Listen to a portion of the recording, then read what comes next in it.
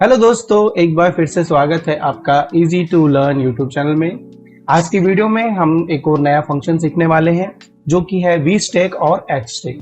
ये बहुत ही यूजफुल होता है जब हमें डेटा को कंसोलिडेट करना होता है। तो बिना किसी देरी के चलते अपने कंप्यूटर स्क्रीन पर शुरू करते हैं आज का वीडियो। तो दोस्तों, ये आ गए हम अपनी कंप्यूटर स्क्रीन पर और आज के फॉर्मूले को हम यूज करने वाले हैं जो कि है वी स्टैक। अब वी स्टैक का सिंपल मतलब जैसे हम वी लुकअप में वर्टिकल करते हैं और एच लुकअप में हम एच का मतलब हॉरिजेंटल करते हैं, ठीक उसी तरह वी स्टैक में वी का मतलब वर्टिकल स्टैक है और एच स्टैक में हॉरिजेंटल स्टैक है। अब स्टैक का मतलब क्या होता है? एक के ऊपर एक चीजों को रखने से। तो अब हम डेटा के ऊपर काम कर रहे हैं तो हम क्या करना चाहेंगे? एक डेटा को दूसरे डेटा के ऊपर रखना, जिसे हम दूसरे शब्दों में अपेंड भी कहते हैं। तो आइए जानते हैं इसे कैसे यूज करते हैं।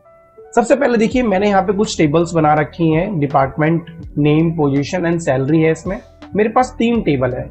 अब अगर मुझे इन टेबल को मर्ज करके एक सिंगल टेबल बनाना है तो हम नॉर्मली क्या है, एक के नीचे एक इन्हें कॉपी पेस्ट कर सकते हैं। हालांकि एक्सेल में हमें इस काम को करने के लिए फॉर्मूला भी दिया जाता है। जैसे अगर मैं यहाँ पे वी स्टैक लिखूं और अगर आप देखेंगे वी स्टैक का जो फॉर्मूला है वो बहुत स्ट्रेट फॉरवर्ड है।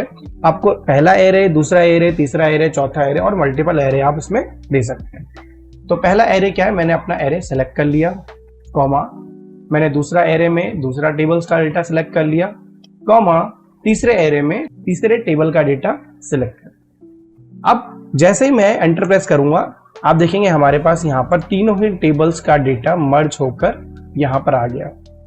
हालांकि जब आप इसे मर्ज करेंगे तो आपको हेडिंग देखने को नहीं मिलता।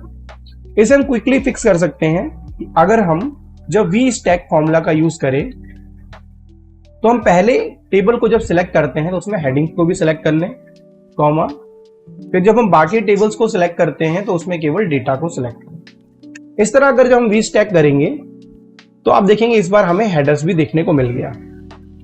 हालांकि इस तरह की वी स्टैकिंग में एक प्रॉब्लम होती है कि अगर कल को हमारे पास नया डेटा आ गया, ठीक है, और कुछ भी उसमें XYZ डिटेल आ गई तो हमारे डेटा में आप देखेंगे वी स्टैक में वो ऑटोमेटिक मर्ज नहीं हुआ। तो हमें फॉर्मूला लगाने का फायदा क्या है? हम नॉर्मल कॉपी पेस्ट तो फिर भी करना पड़ेगा, या अब मुझे जाके वापस से अपने टेबल की रेंज को चेंज करना पड़ेगा, ठीक है, और ये काम तो बहुत मुश्किल हो जाएगा। हाँ, इस काम को हम इजिली फिक्स कर सकते हैं अगर हमारा डेटा एक एक्सेल टेबल में कन्वर्ट हो जाए, ठीक है। अब देखिए यहाँ पे वो सेम टेबल्स है फिर से, बट इस बार जो टेबल्स है उनको मैंने एक्सेल के टेबल्स में कन्वर्ट कर दिया है, टेबल 1, टेबल 2 और टेबल 3। अब देखिए यहाँ पे मैं फिर से वी स्टैक का यूज करूंगा।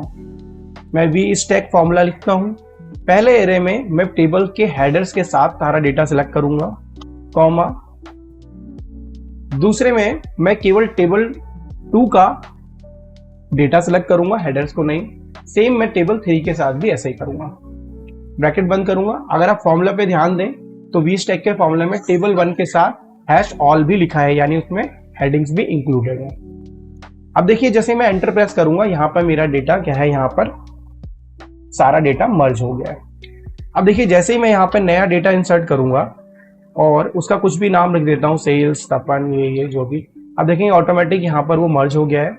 चाहे मैं किसी भी टेबल में क्यों ना करूं, ठीक है, वो डेटा मेरा यहाँ पर मर्ज होके आ ही जाएगा। सो आपने देखा वी स्टैक हमारे लिए कितना हेल्पफुल हो जाता है जब हम वी स्टैक जैसे फंक्शन को टेबल्स के साथ यूज करते हैं।